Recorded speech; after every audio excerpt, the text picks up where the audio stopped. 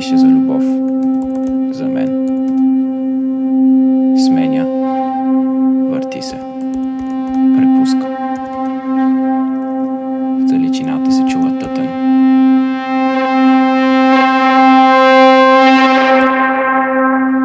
Намирам се в тъмна стая. Защо не можем да сме заедно? Появява се лице. Отдолу име. Съвсем естествено разглеждам менюто в едно кафене. Сядам, сякаш в симулация. Будя се. Жив.